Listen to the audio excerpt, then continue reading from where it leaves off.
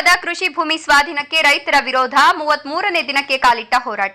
ಶಿಡ್ಲಘಟ್ಟ ತಾಲೂಕಿನ ಫಲವತ್ತಾದ ಕೃಷಿ ಭೂಮಿಯನ್ನ ಕೈಗಾರಿಕಾ ಉದ್ದೇಶಕ್ಕಾಗಿ ಕೆಐಎಡಿಬಿ ವಶಪಡಿಸಿಕೊಳ್ಳುತ್ತಿರುವುದನ್ನು ವಿರೋಧಿಸಿ ರೈತರು ಚಿಕ್ಕಬಳ್ಳಾಪುರ ಜಿಲ್ಲಾಧಿಕಾರಿಗಳ ಕಚೇರಿ ಬಳಿ ನಡೆಸುತ್ತಿರುವ ಧರಣಿ ಸತ್ಯಾಗ್ರಹವು 33ನೇ ದಿನಕ್ಕೆ ಕಾಲಿಟ್ಟಿದೆ.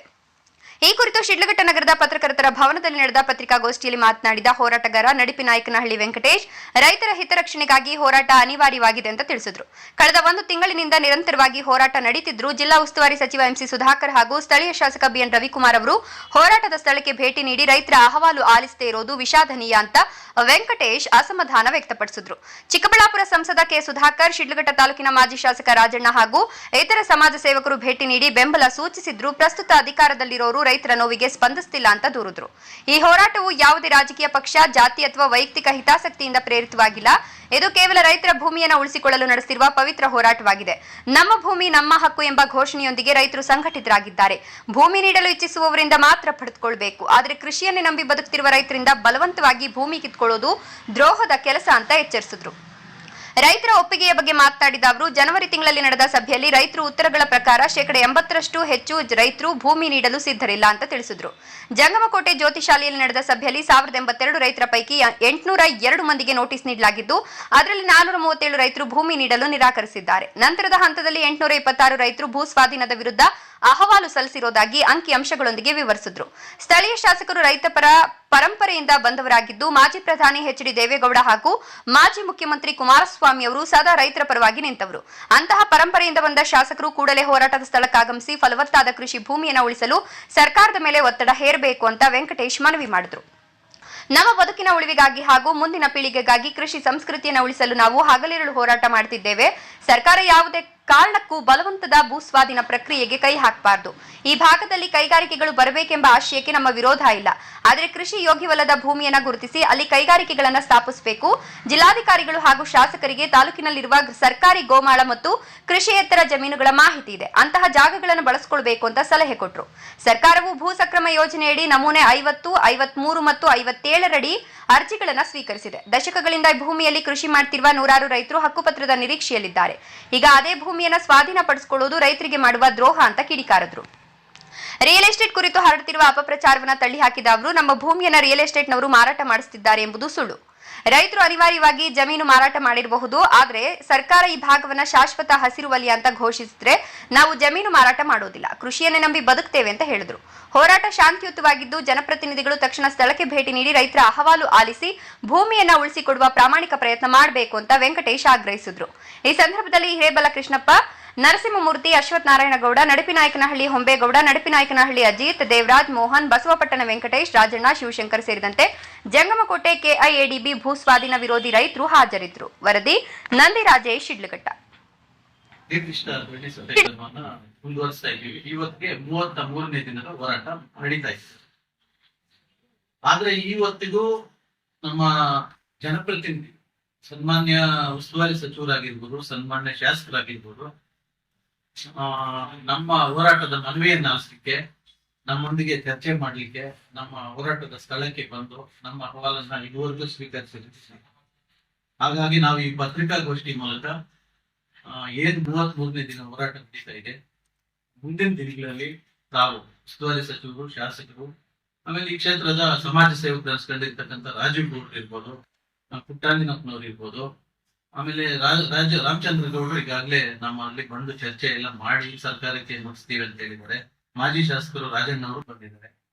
ಆಮೇಲೆ ರಾಜ್ಯ ಒಕ್ಕಲಿಗರ ಸಂಘದ ನಿರ್ದೇಶಕರು, ಖಜಾಂಚಿ ಆಗಿರ್ತಕ್ಕಂಥ ಇಳುವಳ್ಳಿ ರಮೇಶ್ ಅಣ್ಣವರು ಬಂದಿದ್ರು. ಮಾನ್ಯ ಚಿಕ್ಕಬಳ್ಳಾಪುರ ಲೋಕಸಭಾ ಕ್ಷೇತ್ರದ ಸಂಸದರಾಗಿರ್ತಕ್ಕಂಥ ಸುಧಾಕರ್ ಅಣ್ಣವರು ನಮ್ಮ ವೇದಿಕೆಗೆ ಬಂದು ನಮ್ಮ ಕಷ್ಟ ಸುಖಗಳನ್ನು ಆಲಿಸಿದ್ದಾರೆ. ಈಗ ಉಸ್ತುವಾರಿ ಸಚಿವರು, ಶಾಸಕರು ಮುಂದಿನ ದಿನಗಳಲ್ಲಿ ನಮ್ಮ ಹೋರಾಟದ ಸ್ಥಳಕ್ಕೆ ಬಂದು ನಮ್ಮ ಮನವಿಯನ್ನು ಆಲಿಸಬೇಕು ಅನ್ನೋ ಪ್ರಮುಖವಾದ ಉದ್ದೇಶ ಇಟ್ಕೊಂಡು ಈ ಒಂದು ಪತ್ರಿಕಾಗೋಷ್ಠಿಯನ್ನ ಕರೆದಿರ್ತಕ್ಕಂಥದ್ದು. ಆಮೇಲೆ ನಮ್ಮ ಹೋರಾಟದ ದಿಕ್ಕು ಯಾವುದೇ ಕಾರಣಕ್ಕೂ ಬದಲಾಗಬಾರ್ದು. ಅಂದ್ರೆ ರಾಜಕೀಯವಾಗಿರ್ಬೋದು, ಮತ್ತೆ ವೈಯಕ್ತಿಕವಾಗಿ ಬೇರೆ ಬೇರೆ ರೂಪುರೇಷೆಗಳನ್ನು ಪಡ್ಕೊಳ್ತಾ ಇರೋದನ್ನು ತಾವೆಲ್ಲ ಗಮನಿಸಿದ್ದೀರಿ.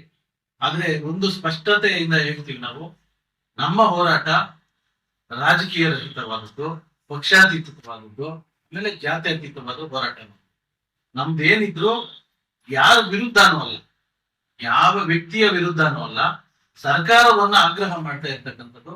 ನಮ್ಮ ಕೃಷಿ ಭೂಮಿಯನ್ನ, ನಮ್ಮ ಫಲವತ್ತಾದ ಭೂಮಿಯನ್ನ ನಮಗೆ ಉಳಿಸ್ಕೊಡಿ. ನಮ್ಮ ಭೂಮಿ ನಮ್ಮ ಹಕ್ಕು, ಅದನ್ನ ಬಲವಂತವಾಗಿ ಕಿತ್ಕೊಳ್ಳಕ್ ಹೋಗ್ಬೇಡಿ.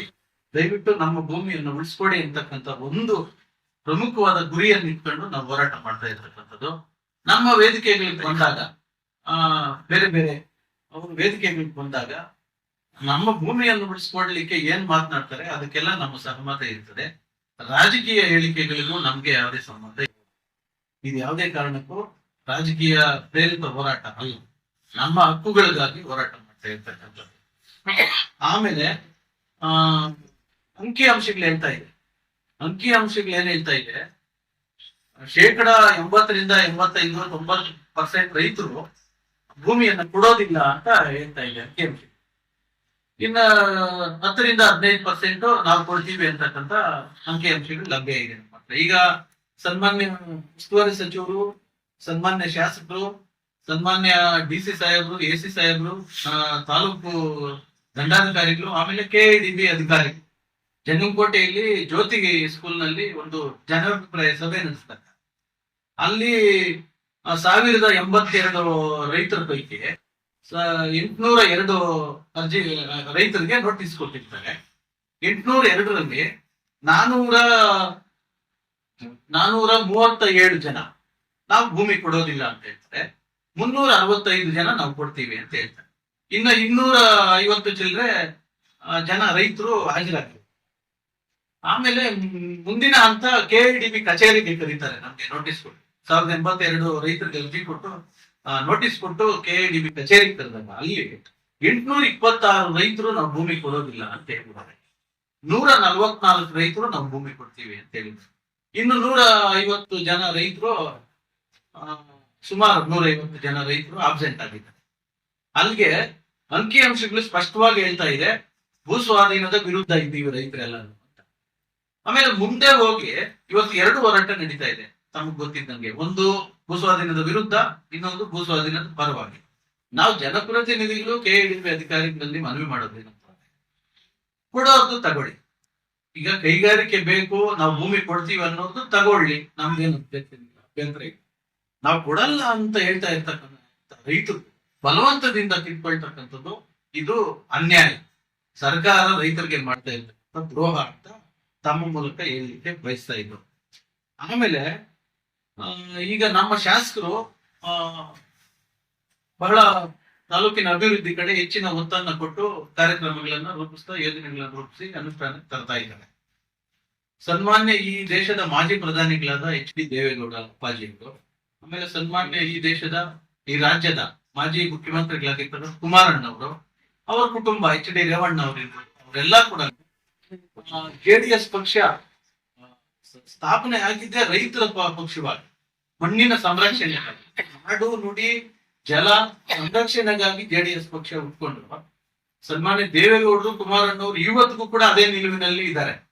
ರೈತರ ಭೂಮಿ ಉಳಿಬೇಕು, ಫಲವತ್ತಾದ ಕೃಷಿ ಭೂಮಿ ಉಳಿಬೇಕು, ಯಾವುದೇ ಕಾರಣಕ್ಕೂ ರೈತ ನಾಶ ಆಗ್ಬಾರ್ದು, ರೈತ ಪರಂಪರೆ ನಾಶ ಆಗ್ಬಾರ್ದು, ರೈತ ಸಂಸ್ಕೃತಿ ನಾಶ ಆಗ್ಬಾರ್ದು ಅಂತಕ್ಕಂಥ ದೃಢವಾದ ನಿಲುವನ್ನು ಇಟ್ಕೊಂಡೇ ಇವತ್ತು ಪ್ರತಿ ಚುನಾವಣೆಯನ್ನ ಎದುರಿಸ್ತಾ ಇರ್ತಕ್ಕಂಥ ಸನ್ಮಾನ್ಯ ಶಾಸಕರು ಅಂತ ಪಕ್ಷದಿಂದ ಬಂದಿರತಕ್ಕಂಥವ್ರು ಇವತ್ತು ರೈತರ ಪರವಾಗಿ ದಯಮಾಡಿ ನಿಮ್ಮಲ್ಲಿ ಕಳಕಳಿಯಿಂದ ಮನವಿ ಮಾಡ್ತೀವಿ. ನಾವು ದಯಮಾಡಿ ನಮ್ಮ ಭೂಮಿಯನ್ನ ನಮ್ಮ ಉಳಿಸ್ಕೊಡ್ಲಿಕ್ಕೆ ನಮ್ಮ ವೇದಿಕೆಗೆ ಬಂದು ನಮ್ಮ ಕಷ್ಟ ಸುಖಗಳನ್ನ ಆಲಿಸಿ ನಮ್ಮ ಭೂಮಿಯನ್ನ ಉಳಿಸ್ಕೊಡ್ಲಿಕ್ಕೆ ಮನಸ್ಸು ಮಾಡಬೇಕು ಅಂತ ಸನ್ಮಾನ್ಯ ಶಾಸಕರಲ್ಲಿ ಇವತ್ತು ನಾವು ಈ ಪತ್ರಿಕಾಗೋಷ್ಠಿ ಮೂಲಕ ಮನವಿ ಮಾಡ್ತೇವೆ. ಹಗಲು ರಾತ್ರಿ ಎಂದೇ ಮಳೆ ಇಲ್ಲ, ಚಳಿಗಾಳಿಯನ್ನ ಲೆಕ್ಕಿಸದೆ, ಬಿಸಿಲನ್ನ ಲೆಕ್ಕಿಸದೆ ಅಲ್ಲಿ ಹಗಲು ರಾತ್ರಿ ನಿರಂತರವಾದ ಹೋರಾಟವನ್ನ ಮಾಡ್ತಾ ಇದ್ವಿ. ಯಾತಕ್ಕೋಸ್ಕರ ಅಂದ್ರೆ ನಮ್ಮ ಬದುಕುಳಿವಿ, ಏನು ನಮ್ಮ ಪೂರ್ವಿಕರು ನಮ್ಗೆ ಬಿಟ್ಟು ಹೋಗಿದ್ದಾರೆ ಈ ರೈತ ಸಂಸ್ಕೃತಿಯನ್ನ, ಅದು ನಮ್ಮ ಮಕ್ಕಳಿಗೂ ಬಳುವಳಿಯಾಗಿ ಕೊಟ್ಟು ನಮ್ಮ ಮಕ್ಕಳ ಭವಿಷ್ಯ ರೂಪಿಸೋದಕ್ಕೆ ಕೃಷಿಯಿಂದ ನಂಬ್ಕೊಂಡು ಹೋಗ್ತಾ ಇದ್ವಿ. ಆ ಕೃಷಿ ಉಳಿಬೇಕಂತಕ್ಕಂಥ ಉದ್ದೇಶ ಇಟ್ಕೊಂಡು ಇವತ್ತು ಹೋರಾಟ ಮಾಡ್ತಾ ಇದ್ದೇವೆ. ನಾವ್ ಯಾರ ಮೇಲೂ ಜಿದ್ದಿಲ್ಲ, ನಮ್ಗೆ ವೈಯಕ್ತಿಕವಾಗಿ ಯಾರ ಮೇಲೂ ದ್ವೇಷ ಇಲ್ಲ. ನಮ್ಮ ಬದುಕುಳಿಬೇಕಂತಕ್ಕಂಥದ್ದೇ ಸ್ಪಷ್ಟವಾದ ಗುರಿ ನಮ್ದು. ಹಂಗಾಗಿ ದಯವಿಟ್ಟು ಬೇರೆ ಬೇರೆ ವಿಶ್ಲೇಷಕರು ಯಾರಿದ್ದಾರೆ, ತಾವು ಅಷ್ಟೇ, ಮಾಧ್ಯಮದವರಷ್ಟೇ, ಪತ್ರಿಕಾದವರಷ್ಟೇ, ನಮ್ಮ ಹೋರಾಟದ ಬಗ್ಗೆ ಬೇರೆ ಬೇರೆ ರೀತಿಯ ಪ್ರಶ್ನೆಗಳು ಉದ್ಭವಿಸಿದಾಗ ತಾವ್ಯಾರು ಅದಕ್ಕೆ ಕಿವಿ ಕೊಡಬಾರ್ದು. ನಮ್ಮ ಹೋರಾಟ ನಮ್ಮ ಬದುಕು ಕಟ್ಕೊಳ್ಳೋದು ಅಂತ ಈ ಸಂದರ್ಭದಲ್ಲಿ ಹೇಳಲಿಕ್ಕೆ ಬಯಸ್ತಾ ಇದ್ದೇನೆ. ಆಮೇಲೆ ಬಲವಂತದ ಭೂಸ್ವಾಧೀನ ಮಾಡಬಾರ್ದು, ಕೊಡೋರು ತಗೊಳ್ಳಿ ಅಂತ ಹೇಳ್ತಾ ಇದೀವಿ. ಶಾಸಕರಿಗೆ ಗೊತ್ತಿದೆ ಈ ಈ ಭಾಗದಲ್ಲಿ ಕೈಗಾರಿಕೆಗಳು ಬೇಕು ಅಂತ ಅವ್ರು ಹೇಳ್ತಾ ಇದ್ರು. ಕೈಗಾರಿಕೆಗಳು ಮಾಡ್ಲಿ, ಕೃಷಿಗೆ ಯೋಗ್ಯವಲ್ಲದ ಜಮೀನು ಈ ತಾಲೂಕಿನಲ್ಲಿ ಎಲ್ಲೆಲ್ಲಿದೆ ಅಂತ ತಮಗೂ ಅವ್ರಿಗೂ ಗೊತ್ತಿದೆ. ಆ ಜಾಗಗಳಲ್ಲಿ ಅವ್ರು ತಗೊಂಡು ಮಾಡ್ಲಿ, ನಮ್ದೇನು ಅಭ್ಯಂತರ ಇಲ್ಲ ಅಂತಕ್ಕಂಥದ್ದು ಅವರಲ್ಲಿ ಮನವಿ ಮಾಡ್ತಾ ಇದ್ದೇವೆ. ಆಮೇಲೆ ಇನ್ನೊಂದು ವಿಚಾರನ ಹೇಳ್ತಾರೆ, ಸಾರ್ವಜನಿಕ ವಲಯದಲ್ಲಿ ಎಲ್ಲರೂ ನಮ್ಮ ಹತ್ರನೂ ಪ್ರಶ್ನೆ ಮಾಡ್ತಾ ಇರ್ತಕ್ಕಂಥ ಕೆಲವರು, ಸರ್ಕಾರಿ ಜಾಗ 700 ಚಿಲ್ಲರೆ ಎಕರೆ ಇದೆಯಂತೆ ಗೋಮಾಳ. ಆಮೇಲೆ PSCL ಕಂಪ್ನಿಗೆ 521 ಎಕರೆ ಹೋಗಿದೆಯಂತೆ, ಅಲ್ಲಿಗೆ 1200-300 ಎಕರೆ ಅದೇ ಆಗಿತ್ತು. ಕೊಡತಿ 100-300 ಎಕರೆ ಇದೆ, ಅಲ್ಲಿಗೆ 1500 ಎಕರೆ ಆಗೋಯ್ತು. 471 ಎಕರೆ ಭೂಸ್ವಾಧೀನದಿಂದ ಕೈ ಬಿಟ್ಟಿದೀವಿ ಅಂತ ಶಾಸಕರು ಹೇಳಿದ್ದಾರೆ. ಅಲ್ಲಿಗೆ ನಿಂದಿರ್ತಕ್ಕಂಥದ್ದು ಎಷ್ಟು ಜಮೀನು ಅಂತ ಕೇಳ್ತಾ ಇದ್ದಾರೆ. ಆದ್ರೆ ನಿಜಾನೇ ಸರ್ಕಾರಿ ಜಾಗ, ಸರ್ಕಾರಿ ಗೋಮಾಳ ಇರ್ತಕ್ಕಂಥದ್ದು ನಿಜಾನೇ. ಆದ್ರೆ ಇವತ್ತು ಸರ್ಕಾರ ಭೂ ಸಕ್ರಮೀಕರಣ ಸಮಿತಿಗಳನ್ನ ರಚನೆ ಮಾಡಿರೋ ಉದ್ದೇಶ ಏನು? ನಮೂನೆ 50, ನಮೂನೆ 53, ನಮೂನೆ 57 ಅರ್ಜಿಗಳನ್ನ ಕರೆದಿರ್ತಕ್ಕಂಥ ಉದ್ದೇಶ ಏನು? ಇವತ್ತು ಅರ್ಜಿಗಳನ್ನ ತಮ್ಮಲ್ಲಿ ಇಟ್ಕೊಂಡು ಎಲ್ಲ ಕಡತಗಳನ್ನ ತಯಾರಿಸಿ ಸಮಿತಿ ಮುಂದೆ ಮಂಡಿಸಿ ಯಾರು ಆಧಾರಿದ್ದಾರೆ ಅವರಿಗೆ ಭೂ ಮಂಜೂರು ಮಾಡ್ಬೇಕಂತಕ್ಕಂಥ ಗುರಿಯನ್ನ ಇಟ್ಕೊಂಡು, ಉದ್ದೇಶವನ್ನು ಇಟ್ಕೊಂಡು ಸರ್ಕಾರಗಳು ಭೂ ಸಕ್ರಮೀಕರಣ ಸಮಿತಿಗಳನ್ನ ಮಾಡಿರ್ತಕ್ಕಂಥದ್ದು. ಅದಕ್ಕೆ ಆಯಾ ತಾಲೂಕಿನಲ್ಲಿ ಆ ಕ್ಷೇತ್ರದ ಶಾಸಕರುಗಳಿಗೆ ಅಧ್ಯಕ್ಷರಾಗಿರ್ತಾರೆ. ಇವರು ನಮ್ಮ ತಹಶೀಲ್ದಾರ್ ಅವರು ಸದಸ್ಯ ಕಾರ್ಯದರ್ಶಿಗಳಾಗಿರ್ತಾರೆ. ಅದರ ಉದ್ದೇಶ ಏನು? ಇವತ್ತು ಅಲ್ಲಿನೂ ಅಷ್ಟೇ, ಇವತ್ತು ದಿಕ್ ತಪ್ಪಿಸ್ತಕ್ಕಂತ ಹೇಳಿಕೆಗಳು ಕೊಡಬಾರ್ದು ಯಾರು. ಎಕ್ಸಾಂಪಲ್, ಈಗ ಒಬ್ಬ ರೈತರು 3 ಎಕರೆ ಮಂಜೂರಾಗುತ್ತೆ, ಅಲ್ಲಿ ಅನುಭವದಲ್ಲಿ ಒಂದು ಅರ್ಧ ಎಕರೆನೋ ಇಲ್ಲ 1 ಎಕರೆನೋ ಹೆಚ್ಚುವರಿ ಸ್ವಾಧೀನದಲ್ಲಿದ್ದು ಅದನ್ನು ಸಾಗುವಳಿ ಮಾಡ್ಕೊಂಡಿರ್ತಾರೆ, ಕೃಷಿ ಮಾಡ್ಕೊಂಡಿರ್ತಾರೆ. ಇವ್ರು ಗೋಮಾಳನ್ನ ಇವ್ರದ್ದು ಇಲ್ಲಿ ಅರ್ಧ ಎಕರೆ 1 ಎಕರೆ ಇದ್ರೆ ಇನ್ನೆಲ್ಲೋ ಇನ್ನೊಬ್ಬರದು ಅರ್ಧ ಎಕರೆ 1 ಎಕರೆ ಒತ್ತುವರಿ ಮಾಡಿರ್ತಾರೆ ಸರ್ಕಾರಿ ಜಾಗ. ಇವ್ರು 761 ಎಕರೆ ಒಂದೇ ಜಾಗದಲ್ಲಿ ಹೆಂಗ್ ಸಿಗ್ತಾ ಇದೆ ಇವ್ರಿಗೆ? ಒಂದೇ ಜಾಗದಲ್ಲಿ ಕೈಗಾರಿಕೆ ಮಾಡೋದಕ್ಕೆ ಒಂದೇ ಜಾಗದಲ್ಲಿ 760 ಎಕರೆ ಸಿಗ್ತಾ ಇಲ್ಲ. ಈಗ ಸರ್ಕಾರದ ಏನ್ ಕಾಯ್ದೆಗಳೇನು, ಭೂ ಸುಧಾರಣಾ ಕಾಯ್ದೆ ಏನ್ ಹೇಳ್ತದೆ, ಅಕ್ರಮವಾಗಿ ಏನು ಸರ್ಕಾರಿ ಜಾಗದಲ್ಲಿ ಸ್ವಾಧೀನ ಅನುಭವದಲ್ಲಿದ್ದು ಸಾಗುವಳಿ ಮಾಡ್ಕೊಂಡಿದ್ರೆ ಅವರಿಗೆ ಭೂ ಸಕ್ರಮೀಕರಣ ಸಮಿತಿ ನಮೂನೆ 50, 53, 57 ಅರ್ಜಿಗಳನ್ನ ಪರಿಗಣಿಸಿ ಅರ್ಹರಿಗೆ ಜಮೀನು ಮಂಜೂರು ಮಾಡ್ಬೇಕಂತ ಏನಿದೆ, ಆ ಒಂದು ಉದ್ದೇಶಕ್ಕೆ ಕಲ್ಲು ಹೊಡೆದಂಗೆ ಆಗ್ತದೆ. ಆಮೇಲೆ ಇನ್ನೂ ಮುಂದೆ ಹೋದ್ರೆ ಅದು ಅಲ್ಲಿ ನೀರಾವರಿ ಭೂಮಿ, ಕೃಷಿ ಫಲವತ್ತಾದ ಭೂಮಿ. ನಿಜವಾಗ್ಲೂ ಇವತ್ತು ತಾವು ಕೂಡ ಅನೇಕ ಸಂದರ್ಭಗಳಲ್ಲಿ ಭೇಟಿ ಮಾಡಿರ್ತೀರಿ, KIDB ಅಧಿಕಾರಿಗಳು ಭೇಟಿ ಮಾಡಿದ್ದಾರೆ. ಇವತ್ತು ನೀವು ವಿಡಿಯೋಗಳಲ್ಲೂ ನೋಡ್ಬೋದು, ದ್ರಾಕ್ಷಿ ಬೆಳೀತಾ ಇದೀವಿ, ಶುಂಠಿ ಬೆಳೀತಾ ಇದೀವಿ, ಇಪ್ಪುನೇರಳೆ ಬೆಳೀತಾ ಇದೀವಿ, ಅನೇಕ ತರಕಾರಿಗಳು ಬೆಳೀತಾ ಇದೀವಿ, ಹೂವು ಬೆಳೀತಾ ಇದೀವಿ. ಎಲ್ಲ ಕೂಡ ಫಲವತ್ತಾದ ಭೂಮಿನೇ ಇರ್ತಕ್ಕಂಥದ್ದೇ. ಹಂಗಾಗಿ ಬೇರೆ ಬೇರೆಯವರು ಎಲ್ಲೋ ಈ ಹೋರಾಟ ದಿಕ್ತಪ್ಸೋದಕ್ಕೆ ಅಪಪ್ರಚಾರ ಬಹಳ ವೇಗವಾಗಿ ಹೋಗ್ತಾ ಇದೆ. ನಮ್ಮಲ್ಲೂ ಚರ್ಚೆ ಮಾಡ್ತಾ ಇದೆ. ನಾವಲ್ಲಿ ವೇದಿಕೆ ಬರ್ತಾರೆ ನಮ್ಮ ಹತ್ರ, ಅಷ್ಟು ಎಲ್ಲ ಗೋಲ್ಡ್ ಭೂಮಿನಂತೆ ಸರ್ಕಾರದಿದೆ, ಹಂಗಿದೆ ಹಿಂಗಿದೆ, ನೀವ್ ಯಾಕೆ ಸುಮ್ನೆ ನಿಮ್ ಯಾರು ರಿಯಲ್ ಎಸ್ಟೇಟ್ ಅವ್ರು ಕಲಿಸಿ ಹೋರಾಟ ಮಾಡಿಸ್ತಾ ಇರೋದು ಅಂತೆಲ್ಲ ಹೇಳ್ತಾರೆ. ಈಗ ನಮ್ಮ ಸ್ನೇಹಿತರು ಇನ್ನೊಂದು ವಿಚಾರ ಮಾತಾಡ್ತಾರೆ, ಲೇಔಟ್ ತಲೆ ಎತ್ತೀವಿ, ಆವಾಗ ಯಾಕೆ ಇವ್ರು ಹೋರಾಟ ಮಾಡ್ಲಿಲ್ಲ ಅಂತ. ಸರ್, ಈಗ ಯಾವ್ದೋ ಒಬ್ಬ ರೈತ ಏನೋ ಕಷ್ಟ ಬಂದಾಗ ಸ್ವಇಚ್ಛೆಯಿಂದ ಭೂಮಿನ ಮಾರಿ ಅವ್ರ ಕಷ್ಟನ ಬಗೆಹರಿಸ್ಕೊಂಡಿರ್ತಾರೆ. ಯಾರೋ ರಿಯಲ್ ಎಸ್ಟೇಟ್ ಅವ್ರು ಬಂದು ಆ ಜಮೀನ್ ಕೊಡ್ಕೊಂಡು ಅಲ್ಲಿ ಏನ್ ಬೇಕೋ ನಿರ್ಮಾಣ ಮಾಡಿರ್ತಾನೆ. ಕೊಡ್ತೀವಿ ಅನ್ನೋರು ರೈತರನ್ನ ನಾವು ನೀನ್ ಕೊಡ್ಬೇಡಪ್ಪ, ನಿನ್ ಕಷ್ಟ ಹಂಗೆ ಇರ್ಲಿ ಅಂತ ಹೇಳಕ್ ಬರೋದು.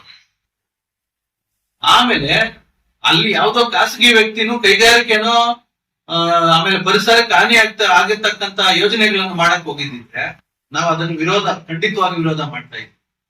ಇವತ್ತು ರೈತರು ಕಷ್ಟ ಬಂದಾಗ ಮಾರ್ಕೊಂಡಿದ್ದು ಅವ್ರ್ಯಾರೋ ಏನೋ ಮಾಡ್ಕೊಂಡಿದ್ದಾರೆ, ಅದನ್ನ ನಾವು ವಿರೋಧ ಮಾಡ್ಲಿಕ್ಕೆ ಆಗಲ್ಲ. ಈಗ ಸರ್ಕಾರ ಏನ್ ಹೇಳ್ತಾ ಇದೆ, ನಾವು ಈ ಯೋಜನೆಯನ್ನು ಕೈ ಬಿಟ್ರೆ ಮತ್ತೆ ರಿಯಲ್ ಎಸ್ಟೇಟ್ಗೆ ಹೋಗುತ್ತೆ, ಇದು ಮತ್ತೆ ರೈತರೆಲ್ಲ ಮಾರ್ಕೊಂಡ್ಬಿಡ್ತಾರೆ ಅಂತ ಹೇಳ್ತಾ ಇದ್ದಾರಲ್ವಾ. ದಯವಿಟ್ಟು ಸರ್ಕಾರದಲ್ಲಿ ಮನವಿ ಮಾಡ್ಲಿಕ್ಕೆ ಶಾಶ್ವತ ಹಸಿರು ವಲಯ ಅಂತ ಇವತ್ತೇ ನೀವು ಘೋಷಣೆ ಮಾಡ್ಬಿಡಿ. ನಾವು ಯಾವುದೇ ಕಾರಣಕ್ಕೂ ಆ ಜಮೀನನ್ನ ಮಾರಾಟ ಮಾಡಬಾರ್ದು, ಬರೀ ಕೃಷಿಗೆ ಬಳಸ್ಕೋಬೇಕು, ಲೇಔಟ್ಗಳು ಮಾಡಕ್ ಬಿಡಬಾರ್ದು, ಕೈಗಾರಿಕೆಗಳು ಇನ್ನೊಂದು ವಾಣಿಜ್ಯ ಸಂಕೀರ್ಣಗಳು ಏನು ಮಾಡಕ್ ಬಿಡಬಾರ್ದು. ಆ ರೀತಿಯಲ್ಲಿ ಶಾಶ್ವತ ಹಸಿರು ವಲಯ ಅಂತ ನೀವು ಇವತ್ತೇ ಘೋಷಣೆ ಮಾಡಿ, ನಮ್ದೇನು ತಕರಾರಿಲ್ಲ. ಹಂಗಾಗಿ ಹೋರಾಟದ ದಿಕ್ಕನ್ನ ಗುರಿಯನ್ನ ತಪ್ಪಿಸ್ತಕ್ಕಂಥ ಹೇಳಿಕೆಗಳನ್ನ ಸಮಾಜದಲ್ಲಿ ಯಾರು ಕೊಡೋದು ಬೇಡ. ನಮ್ಮದು ಶಾಂತಿಯುತ ಮತ್ತು ಸೌಹಾರ್ದಯುತವಾದ ಹೋರಾಟ. ನಮ್ಮ ಹಕ್ಕನ್ನ ಕೇಳ್ತಕ್ಕಂಥ ಸಂದರ್ಭದಲ್ಲಿ ನಮ್ಮ ಮನವಿಯನ್ನ ಆಲಿಸ್ಲಿಕ್ಕೆ ಕೆಲವರು ಜನಪ್ರತಿನಿಧಿಗಳಿರ್ಬೋದು, ಅಧಿಕಾರಿಗಳಿರ್ಬೋದು ತಾತ್ಸಾರ ಮನೋಭಾವನೆಯನ್ನು ತೋರಿಸಿದಾಗ ಸ್ವಲ್ಪ ಕೋಪ ಮಾಡ್ಕೊಂಡು ಬೀದಿಗಿಳಿದಿ ಅವ್ರು ಬಿಟ್ರೆ, ಅವ್ರ ವಿರುದ್ಧ ಧಿಕ್ಕಾರಗಳು ಕೂಗೋದು ಬಿಟ್ರೆ, ಆಮೇಲೆ ನಮ್ಮ ವಿರುದ್ಧ ಅದನ್ನು ಹೊರತುಪಡಿಸಿ ಯಾರ ವಿರುದ್ಧ ಅನ್ನೋಲ್ಲ, ಯಾರ ಬಗ್ಗೆ ನಮ್ಗೆ ದ್ವೇಷ ಇಲ್ಲ. ಹಾಗಾಗಿ ದಯವಿಟ್ಟು ಸನ್ಮಾನ್ಯ ಉಸ್ತುವಾರಿ ಸಚಿವರು, ಸನ್ಮಾನ್ಯ ಶಾಸಕರು ಬಹಳ ಮುಖ್ಯವಾಗಿ ನಮ್ಮ ವೇದಿಕೆಗೆ ಬರಬೇಕು, ನಮ್ಮ ಮನವಿಯನ್ನ ತಗೋಬೇಕು, ನಮ್ಮ ಭೂಮಿಯನ್ನ ನಮ್ಗೆ ಉಳಿಸ್ಕೊಡ್ಲಿಕ್ಕೆ ಪ್ರಾಮಾಣಿಕವಾದ ಪ್ರಯತ್ನ